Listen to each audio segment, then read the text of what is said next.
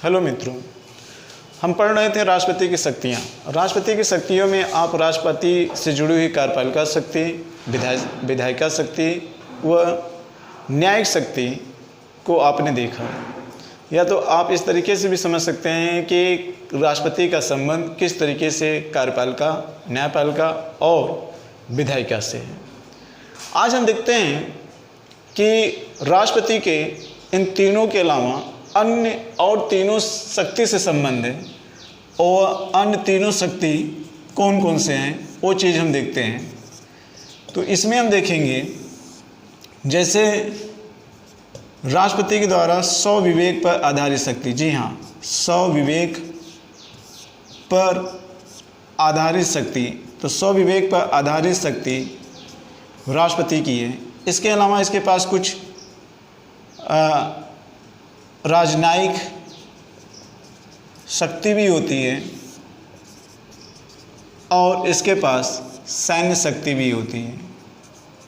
सैन्य शक्ति, अब इसका क्या मतलब है यहाँ पर देख लेते हैं। स्वविवेक पर आधारित शक्ति भी राष्ट्रपति के पास होती है और किन किन कंडीशन में राष्ट्रपति स्वविवेक का उपयोग कर सकता है वो हम देखेंगे। जैसे स्वविवेक शक्ति का प्रयोग राष्ट्रपति कब करता है? पहली चीज, बहुमत यानी कि किसी राजनीतिक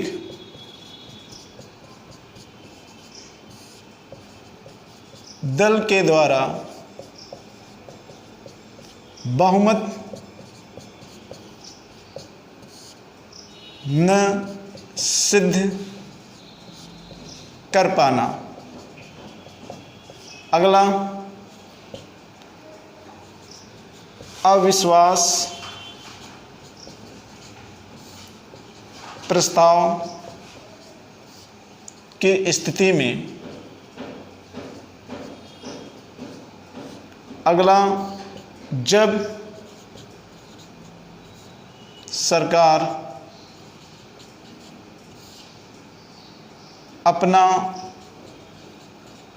अपना विश्वास खो दे, यानी कि विश्वास खो दे। इसके अलावा आकस्मिक कारण से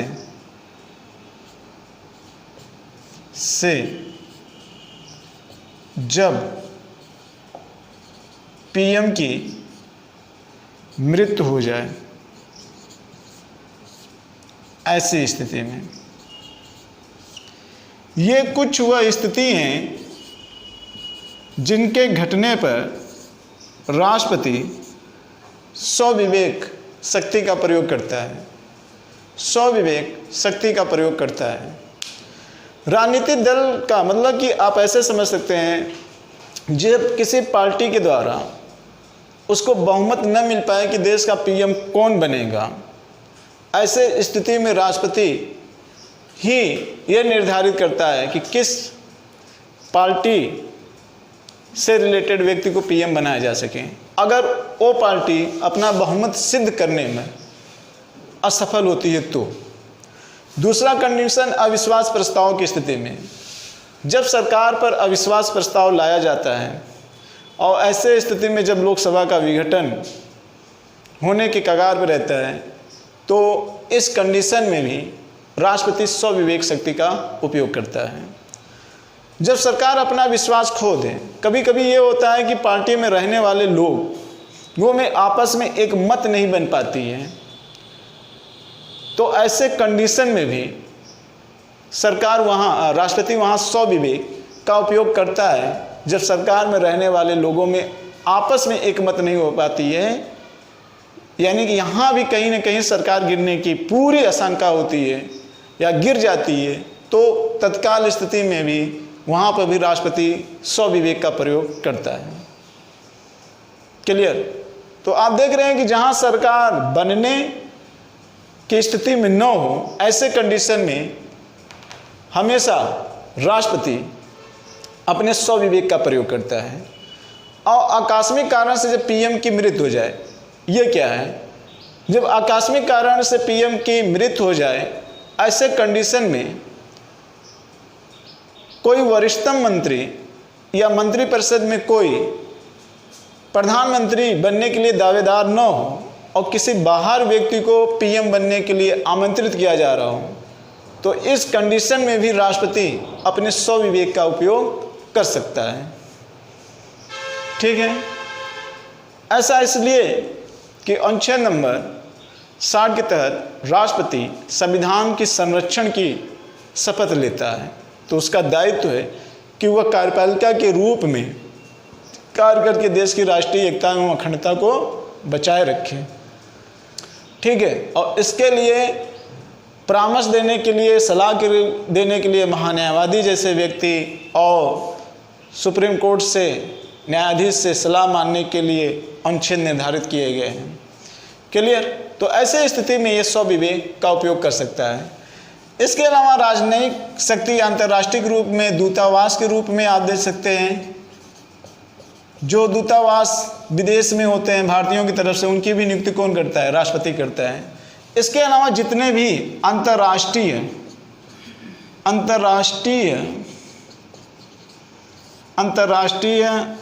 करार या संधि का उपयोग किया जाता है, तो वह राष्ट्रपति के नाम पे होता है। किसके नाम पे होता है? राष्ट्रपति के नाम पे होता है। ध्यान से सुनिएगा, अंतर्राष्ट्रीय संधि, करार या समझौता जितने भी होते हैं विदेशी मामले में, युद्ध, ये सारे राष्ट्रपति के नाम पे होता है।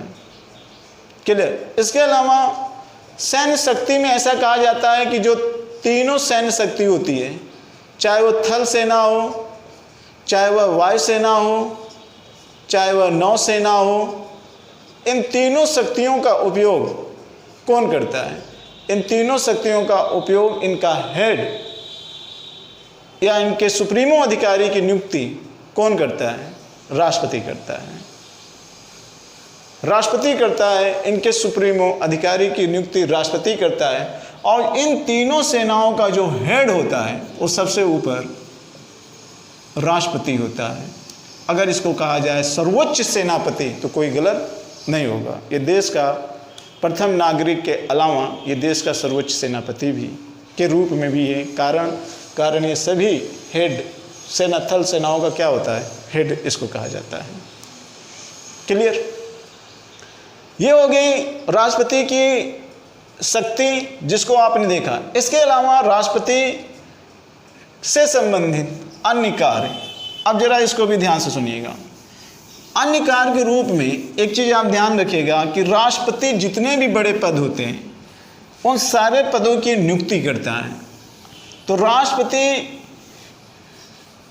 के द्वारा नियुक्त किए जाने पद व हटाए जाने, दोनों की बात हम करते हैं।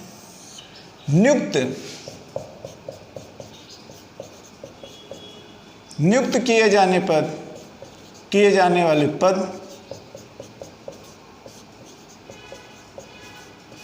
और राष्ट्रपति के द्वारा हटाए जाने वाले पद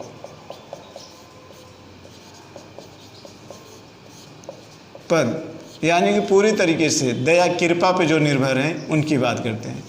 तो राष्ट्रपति की दया कृपा पर निर्भर पद कौन कौन होते हैं उसको भी देखेंगे। और यहाँ पर राष्ट्रपति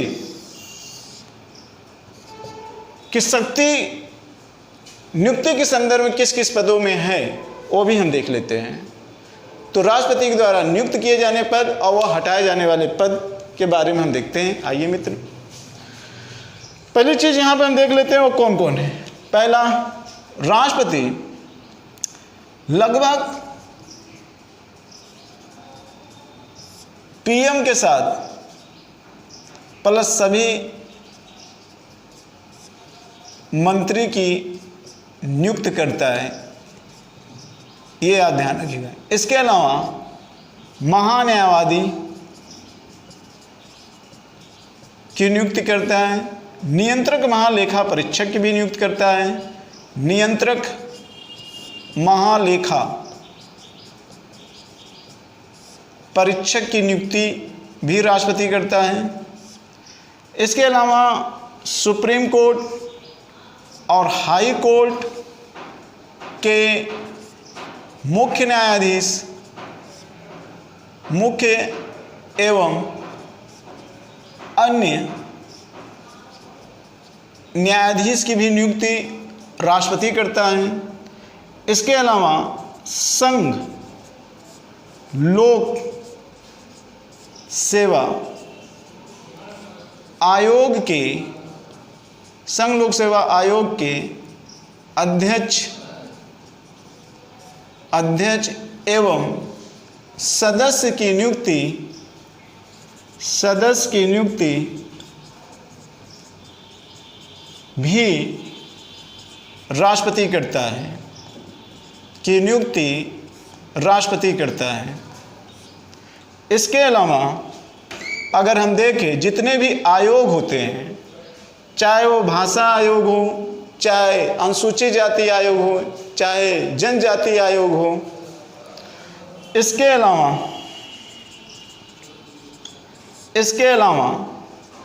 SC, ST, OBC,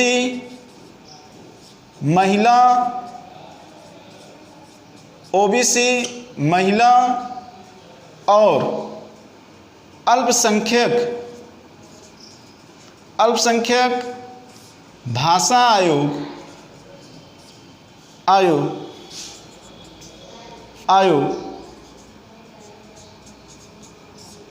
के सभी अध्यक्ष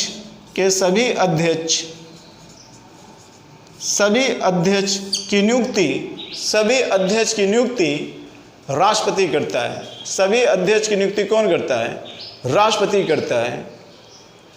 मंत्रियों की नियुक्ति, महान्यायवादियों की नियुक्ति, नियंत्रक महालेखा परीक्षक की नियुक्ति, सुप्रीम कोर्ट, हाई कोर्ट के मुख्य एवं अन्य न्यायाधीश, संघ लोक सेवा आयोग के अध्यक्ष एवं सदस्य की नियुक्ति राष्ट्रपति करता है।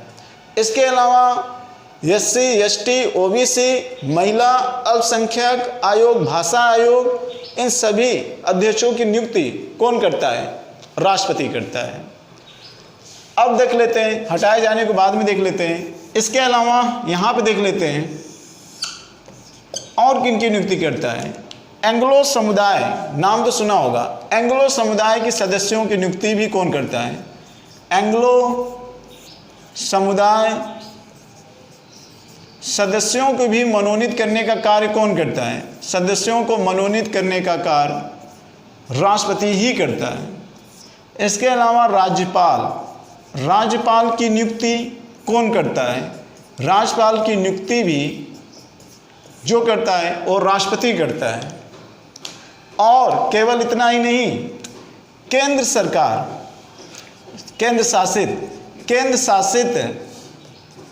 शासित राज्यों के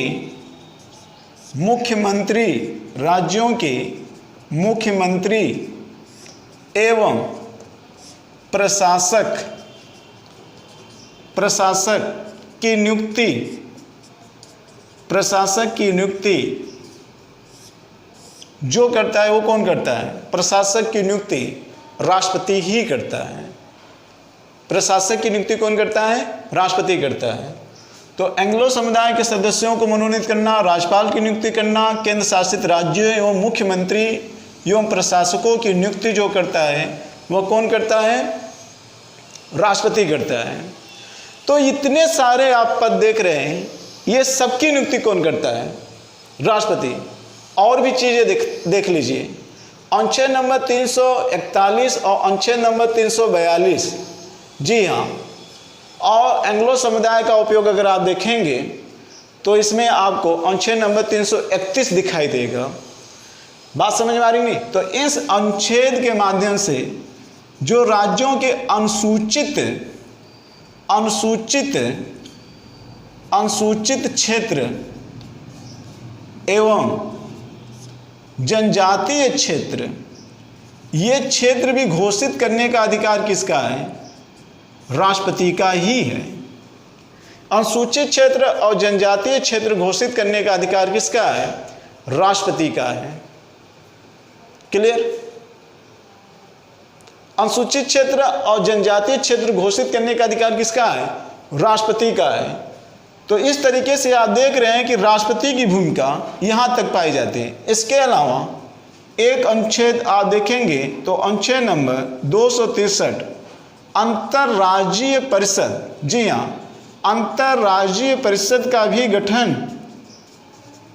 परिषद का गठन कौन करता है? तो राष्ट्रपति ही करता है।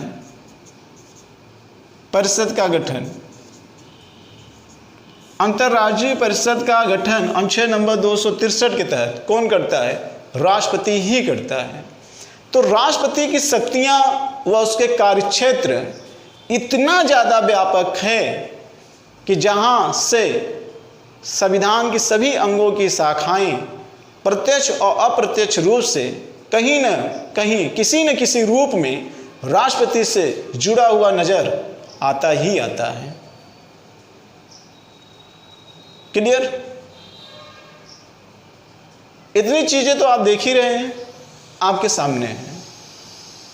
तो इस तरीके से राष्ट्रपति की शक्ति व अन्य क्षेत्रों में इसका संबंध किस तरीके से है, किस रूपों में है, आपने वो सारी चीजें यहां पर देख लिया।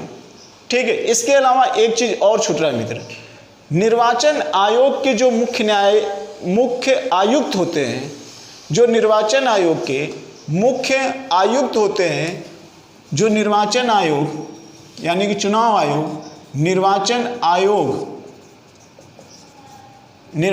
आयोग के मुख्य आयुक्त एवं अन्य आयुक्त की भी नियुक्ति कौन करता है? तो राष्ट्रपति करता है। कौन करता है? तो राष्ट्रपति करता है। ठीक है, कौन करता है? राष्ट्रपति करता है। तो ये सारी बातें आपको समझ में आ गई होगी। वन लाइनियर टाइप के प्रश्न आप यहाँ आसानी से सॉल्व कर सकते हो। कोई किसी भी तरीके की प्रॉब्लम आपको नहीं आनी चाहिए। तो राष्ट्रपति के संदर्भ में जितना आपको पढ़ाया गया है, अगर आप इतना पढ़ लेंगे तो मैं यकीन के साथ दावा करता हूं कि यहां से एक भी प्रश्न गलत नहीं होगा, जितने भी मैंने राष्ट्रपति के बारे में आपको पढ़ाया है। चूंकि अगर प्रश्न आते हैं तो उसमें संविधान से अगर प्रश्न आते हैं तो बहुत ज़्यादा संभावना होती है कि राष्ट्रपति का नाम जरूर आएगा। तो राष्ट्रपति से जुड़े हुए सभी बिंदुओं पर मैंने चर्चा किया। कुछ चीज़ें और जान लीजिए कि ऐसे कौन से पद हैं जो केवल राष्ट्रपति के प्रसाद पर्यंत पर निर्भर करते हैं। जी हाँ, ऐसे कौन से पद हैं जो केवल राष्ट्रपति के प्रसाद पर्यंत पर निर्भर करते हैं, यानी कि राष्ट्रपति उनको हटा देता है, उनके हटाने के संदर्भ में कोई विशेष प्रक्रिया नहीं है, महाभियोग जैसी कोई प्रक्रिया नहीं है। इनके पद राष्ट्रपति की दया कृपा पर निर्भर करते हैं। आप इस तरीके से कह सकते हैं। वो पद कौन कौन से हैं? तो 3 पद आप याद कर लीजिएगा। एक पद आप यहाँ पे महान्यायवादी का पद जो है वो राष्ट्रपति के दया कृपा पर निर्भर करता है। और एक पद जो फेमस और है वह पद है राज्यपाल। राज्यपाल का भी पद राष्ट्रपति के दया कृपा पर भी निर्भर करता है। इसके बाद जितने भी मंत्री के पद भी होते हैं वो भी राष्ट्रपति के प्रसाद परिवार पर निर्भर होते हैं। हालांकि ये प्रत्यक्ष है, लेकिन अप्रत्यक्ष भी देखा जाए तो इसमें कहीं ना कहीं पीएम की भागीदारी भी अधिक होती है। ठीक है, ये चीज़ें आप ध्यान में रखिएगा। देखिए मित्र, यहीं पे कुछ पॉइंट मुझे याद आ गया। राष्ट्रपति की कुछ शक्तियां और दी गई हैं। जैसे कुछ शक्ति में देखें तो राष्ट्रपति को आपातकालीन शक्ति भी प्राप्त है। नोट कर लीजिए, ये भी राष्ट्रपति को आपातकालीन शक्ति भी प्राप्त है। और इस आपातकालीन शक्ति में अगर हम देखेंगे तो 3 अनुच्छेद इम्पॉर्टेंट है। एक 352, एक 356 और एक है 360। तो राष्ट्रपति को आपातकालीन शक्तियां भी प्रदान हैं। अनुच्छेद नंबर 352 के तहत राष्ट्रपति को राष्ट्रीय आपात के रूप में शक्ति प्रदान है, जिसको हम संविधान के 18वें भाग में चर्चा करेंगे डिटेल से। यहाँ पे आपातकालीन जो 3 शक्तियाँ प्रदान हैं वो देख लेते हैं। एक है राष्ट्रीय आपात और दूसरा अनुच्छेद नंबर 356 के तहत राष्ट्रपति शासन, ये शक्ति इसको प्रदान है। और अनुच्छेद नंबर 360, अनुच्छेद नंबर 360 में राष्ट्रपति को वित्तीय आपात शक्ति प्रदान है। ठीक है, तो वित्तीय आपात शक्ति अनुच्छेद नंबर 360, राष्ट्रपति शासन 356 और राष्ट्रीय आपातकालीन शक्तियां 352। तो ये राष्ट्रपति को आपातकालीन शक्तियां तीनों प्राप्त हैं मित्र, इस चीज़ को आप ध्यान में रखिएगा। ठीक है, इसके अलावा एक चीज़ अभी मैंने आपको बताया नियुक्ति के संदर्भ में, वित्तीय शक्तियां भी राष्ट्रपति को प्राप्त हैं और इस वित्तीय शक्तियां से संबंधित राष्ट्रपति के कार्य के लिए एक आयोग का भी गठन किया गया, अनुच्छेद नंबर 280 वित्तीय आयोग। तो जो वित्त आयोग है, इस वित्त आयोग के अध्यक्ष को भी कौन चुनता है? तो इस वित्त आयोग के अध्यक्ष को भी राष्ट्रपति चुनता है, ये भी आप याद रखिएगा। तो वित्त आयोग के भी अध्यक्ष को कौन चुनता है? तो राष्ट्रपति चुनता है। जो अभी आपने देखा किन किन को राष्ट्रपति नियुक्ति करता है, आपने वो देखा। ठीक है, तो ये राष्ट्रपति से जुड़े हुए कुछ प्रमुख वन लाइनर टाइप के प्रश्न हैं। मैं उम्मीद करता हूँ कि राष्ट्रपति से जुड़े हुए जितने भी अनुच्छेद बताएं और जितनी शक्तियाँ बताएं और इनके द्वारा जो जो पद नियुक्त किए जाते हैं और इनके प्रसाद पर्यंत पे जो पद निर्भर करते हैं, दया कृपा पे निर्भर करते हैं, वो सारी चीज़ों को आपने समझा होगा और याद करने की भी कोशिश करेंगे। तो मित्र, इसी के साथ अब राष्ट्रपति का चैप्टर यहीं पर समाप्त होता है। ठीक है, नेक्स्ट टाइम हम फिर एक नए टॉपिक के साथ आपके सामने उपस्थित होंगे और वो टॉपिक होगा उपराष्ट्रपति। जी हाँ, उपराष्ट्रपति को लेकर हम आपके सामने फिर उपस्थित होंगे। इसी के साथ जय भारत, जय हिंद।